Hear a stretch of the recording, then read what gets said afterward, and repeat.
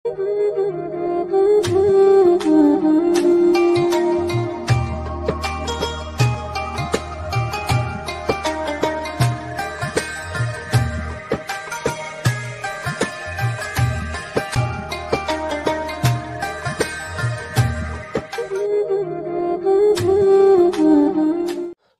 ونصلی علی رسولہ الکریم اما بعد اعوذ باللہ من الشیطان الرجیم بسم اللہ الرحمن الرحیم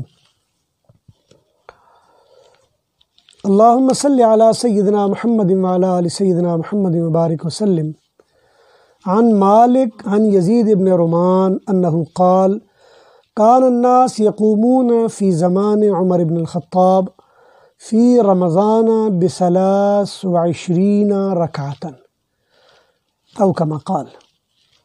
میں نے آپ کے سامنے یہ حدیث پڑھی ہے۔ مفہوم اس کا یہ ہے کہ امام مالک رحمۃ اللہ علیہ یزید بن رومان سے نقل کرتے ہیں کہ لوگ حضرت عمر رضی اللہ تعالیٰ عنہ کے زمانے میں قیام کیا کرتے تھے رمضان کے دنوں میں، اور ان کا قیام 23 رکعات میں ہوا کرتا تھا، ب23 رکعہ، ب23 رکعہ، ب23 رکعہ، یعنی 3 اور 20 رکعتیں۔ یہ بار بار مجھے کہنے کی ضرورت اس لیے پیش آ رہی ہے کہ آج کے میری اس نشست کے جو مخاطب ہیں یہ کچھ موٹے دماغ کے لوگ ہیں۔ موٹے دماغ کے لوگ میں اس لیے کہہ رہا ہوں کہ جب آپ حدیث کی کتاب کا حوالہ دیں تو دیانتداری کا تقاضا یہ ہوتا ہے کہ آپ پورا حوالہ دیں۔ آپ اگر آدھا حوالہ دیں گے تو اس کو دجل کہا جاتا ہے، یا اس کو یہ کہا جاتا ہے کہ آپ اپنی مرضی کے لیے حدیث کو استعمال کر رہے ہیں۔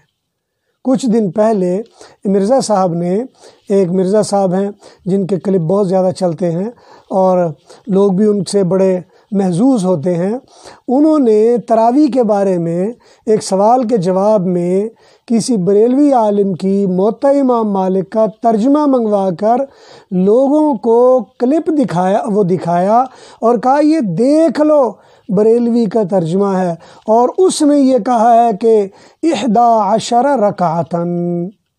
تو میں بھی آج آپ کو دکھانا چاہ رہا ہوں، میں نے وہ حدیث بھی ہائی لائٹ کی ہے اس سے سرخ پینسل کے ساتھ، اور جو میرے پاس ہے جو میں پیش کر رہا ہوں وہ بھی، یہ دیکھ لیجئے، یہ دونوں اوپر والی لائن میں 11 رکعتاً ہے، 11 رکعتاً، اور نیچے ہے یزید بن رومان والی حدیث جس میں 23 رکعتاً کا لفظ ہے جی، 23 رکعتاً۔ یہ ٹائٹل بھی دیکھ لیجئے جی، اس کا یہ ٹائٹل ہے قدیمی کتب خانوں کا شائع کردہ موطا امام مالک ہے۔ مصیبت میری یہ ہے کہ میں ترجموں پر زیادہ انحصار کرتا نہیں ہوں، ترجمے کرنے والے بھی میرے جیسے ہی سادہ لوگ ہوتے ہیں، اور ان سے بعض اوقات ایسی باتیں سرزد ہو جاتی ہیں، چونکہ ترجمہ کرنے والے تو ترجمہ کرنے والے۔ یہ اس کا اندر والا ٹائٹل بھی دیکھ لیجئے تاکہ آپ کے ذہن میں رہے کہ اس میں کیا کچھ ہے جی۔ اس کی جو اسپیسیفیکیشن ہے کتاب کی، اوپر متن ہے موطا امام مالک کا، اور اس کے بعد ایک بہت بڑے محدث جس کو فخر العلماء علامہ محمد اشفاق الرحمن کاندھلوی، یہ ان کا حاشیہ ہے، اور اس کے ساتھ ہی امام سیوطی کا اس پر حاشیہ ہے، اور یہ نور محمد الصح المطابع کراچی سے یہ شائع شدہ ہے۔ اب جو اگلی بات میں کرنا چاہ رہا ہوں وہ یہ ہے، عام طور پر یہ سمجھا جاتا ہے کہ 11 رکعات ہیں، لیکن معلوم ہونا چاہیے جب امام مالک کی موطا کا حوالہ دیا جائے تو پھر امام مالک سے پوچھ لیا جائے کہ صاحب آپ کیا کہتے ہیں اس کے بارے میں۔ امام مالک رحمۃ اللہ علیہ کے جو شاگرد ہیں وہ ان سے 41 رکعات تک نقل کرتے ہیں۔ بعض مالکیوں نے 41 رکعات تراویح بتائی ہیں، یہ کتابوں میں موجود ہے، اگر ضرورت پڑی تو میں اس کے بھی حوالے پیش کر دوں گا، اور 36 رکعات کا تذکرہ ہے۔ اسی طرح مختلف لوگوں نے مختلف تعدادیں ذکر کر دی ہیں، اور تراویح کے بارے میں جس نے بھی تعداد ذکر کی ہے وہ سب سے تھوڑی تعداد ہے، اور وہ 20 رکعات ہے۔ یہی وجہ ہے امام شافعی فرماتے ہیں کہ میں نے مکہ میں اسی پر عمل ہوتے ہوئے دیکھا، امام مالک کی ایک روایت 20 رکعت کی آ رہی ہے۔ احمد ابن حنبل رحمہ اللہ وہ 20 پر عمل کرنے کو فخر سمجھتے ہیں۔ احناف پوری دنیا میں 20 ہی پڑھ رہے ہوتے ہیں۔ آج سے 60-70 سال پیچھے چلے جائیں، 8 رکعت والی بدعت دنیا میں کہیں بھی آپ کو نہیں ملے گی۔ یہ میں دعوے سے کہہ دیتا ہوں، کتابوں کو چھوڑیں، آپ مجھے عمل بتا دیں کہ پوری دنیا میں کہیں پہ آج سے 60-70 سال پہلے 8 رکعتیں پڑھی جاتی ہوں۔ یہ جب انگریز کا دور آیا اور انگریز نے جدید ٹیکنیکس بتائیں لوگوں کو، ریسرچ کی، یعنی ریسرچ کی جدید ٹیکنیکیں، ان ٹیکنیکوں میں یہ تھا کہ لوگوں کے عملوں کو حدیث سے پرکھا جائے۔ حالانکہ جب ایک عمل پر اجماع ہو جائے تو بات ختم ہو جاتی ہے۔ ہم یہ کہتے ہیں کہ جب اجماع ہو جائے، لوگ ایک عمل پر چل پڑیں اور احادیث اس کی تائید کر رہی ہوں، اب اس کو ریسرچ کرنے کی ضرورت نہیں ہے، اس کو دوبارہ دیکھنے کی ضرورت نہیں ہے، اس کو دوبارہ کھنگالنے کی ضرورت نہیں پڑتی۔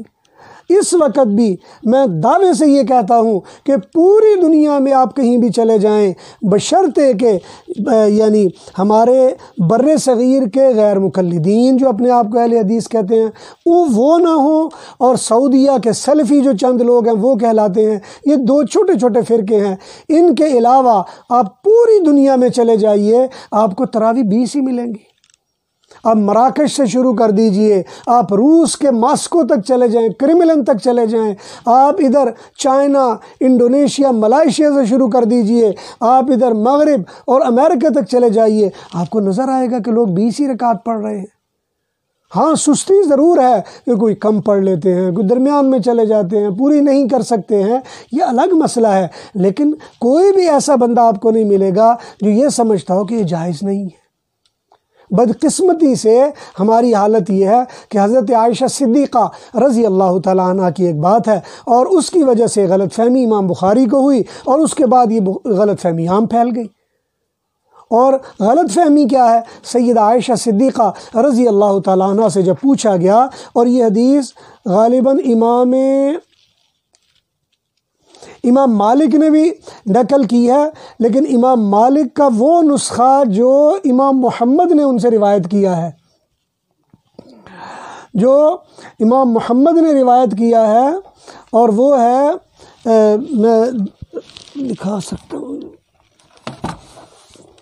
یہ نسخہ ہے، یہ بھی موطا امام مالک کا نسخہ ہے، اور امام محمد نے اس کو روایت کیا ہے۔ امام محمد امام مالک سے پڑھ کر اس کو روایت کرتے ہیں، اور جس کو موطا امام محمد بھی کہہ لیتے ہیں۔ اس میں انہوں نے وہ حدیث نقل کی ہے جس میں انہوں نے سیدہ عائشہ صدیقہ رضی اللہ تعالیٰ عنہ والی وہ حدیث ہے جس میں پوچھا گیا کہ حضور صلی اللہ علیہ وسلم کی نماز کیسی ہوا کرتی تھی، جس کے جواب میں آپ نے فرمایا ما کان یزید فی رمضان ولا فی غیرہ الا 11 رکعتا، آپ رمضان اور غیر رمضان میں 21 رکعت ہی پڑھا کرتے تھے۔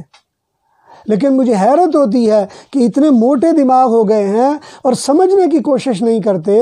سیدہ عائشہ صدیقہ رضی اللہ تعالیٰ عنہ کے الفاظ ہیں کہ رمضان اور غیر رمضان میں 21 رکعت پڑھا کرتے تھے۔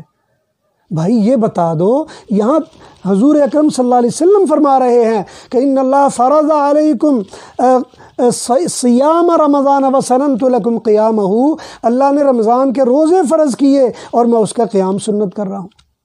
حدیث مبارکہ میں نبی علیہ السلام نے فرمایا من قام رمضان ایمانا واحتسابا غفر له ما تقدم من ذنبی، جو بندہ رمضان میں ترغیب کے ساتھ، نیت کے ساتھ، اخلاص کے ساتھ قیام کرتا ہے، اللہ اس کے اگلے پچھلے گناہ معاف کر دیتے ہیں۔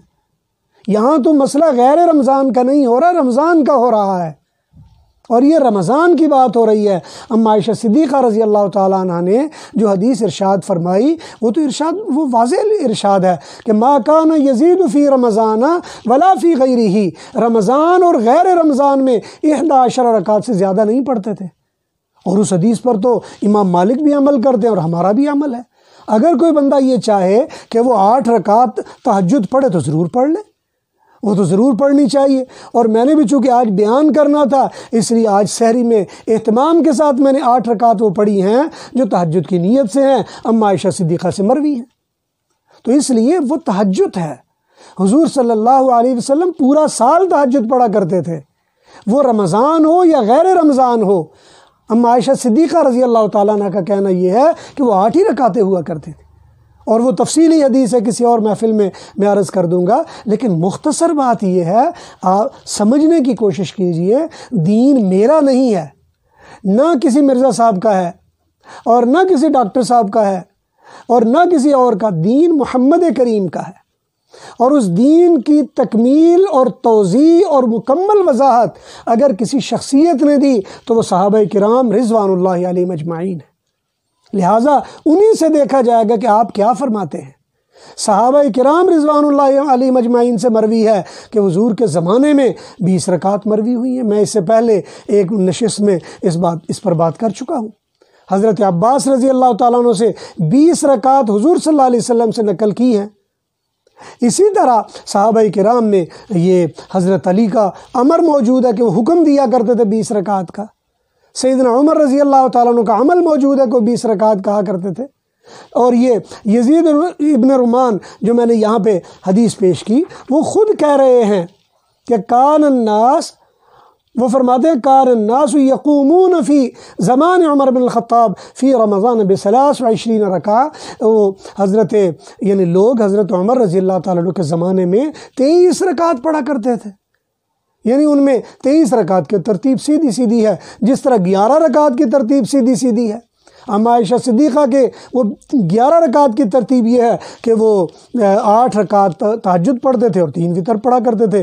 اسی طرح 23 رکعت کی ترتیب بھی سیدھی سیدھی ہے کہ وہ 20 تراویح پڑھ لیتے تھے اور 3 اس کے وتر ہو جایا کرتے تھے۔ تو موطا امام مالک میں موجود ہے۔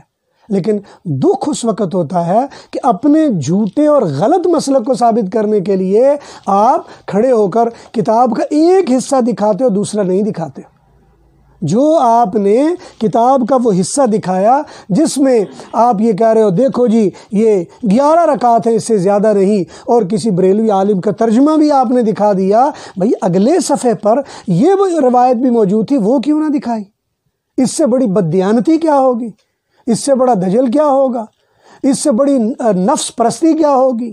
خواہش نفسانی کیا ہوگی کہ آپ اپنے مسلک کو جو کہ 200-150 سال پرانا بھی پیدا ہوا ہے، اس کو ثابت کرنے کے لیے اجماعی عمل جو تمام صحابہ کرام، تمام ائمہ اور تمام امت اس پر آج تک عمل کرتی چلی آ رہی ہے، آپ اس کو پس پش ڈال رہے ہیں۔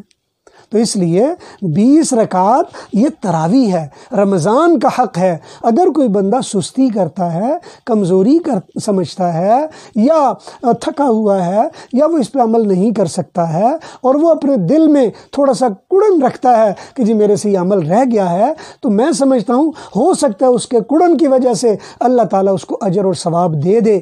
اگر کوئی بندہ دل میں پریشان ہے، یار میرے سے تراویح نہیں پڑھی گئی، یا اللہ مجھے معاف کر دینا، ہو سکتا ہے اس کا یہ معافی مانگنا اللہ تعالیٰ کے ہاں اس کو مقبول بنا دے۔ لیکن آپ لوگوں کو اتنی جرت پیدا کر رہے ہیں کہ جی 20 ہیں ہی نہیں اور 8 رکعتیں ہیں، اور نتیجہ یہ ہے کہ لوگ تہجد 8 رکعت کو تراویح کی جگہ پر پڑھ رہے ہیں۔ کل قیامت کے دن من قام رمضان کا کیا جواب ہوگا؟ کیونکہ جو 8 آپ پڑھ رہے ہیں وہ تو رمضان اور غیر رمضان کا عمل ہے، سیدہ عائشہ صدیقہ رضی اللہ تعالیٰ عنہ بتا رہی ہیں، اور اس سے زیادہ آپ ان کے عمل کی وجہ سے لوگ عمل کر رہے ہیں یا عمل کروا رہے ہیں۔ لیکن حضور صلی اللہ علیہ وسلم جو فرما رہے ہیں ان اللہ فرض علیکم صیام رمضان وسننت لکم قیامہ، اللہ نے تم پر رمضان کے روزے فرض کیے اور میں رمضان کا قیام تمہارے لیے سنت کر رہا ہوں۔ یہ سنت کہاں چلی جائے گی آپ کی؟ تو اس لیے میرے محترم کوشش کیجئے اللہ تعالیٰ کا خوف اور اللہ تعالیٰ کے پاس بھی حاضر ہونا ہے۔ دین میں بددیانتی نہیں ہونی چاہیے، اللہ تعالیٰ کے دین کی اشاعت اسی طرح کرنی چاہیے کہ اللہ تعالیٰ بھی راضی ہو جائے، اور نبی اکرم صلی اللہ علیہ وسلم کے پاس قیامت کے دن جب جا کر ہم پیش ہوں تو نبی علیہ السلام فرمائیں کہ یہ میرے امتی واقعی میرے دین کا ترجمانی کرتا رہا ہے۔ تو اس لیے دعا ہے جو کہا سنا گیا اللہ سمجھنے کی توفیق نصیب فرمائے۔ وآخر دعوانا ان الحمد للہ رب العالمین۔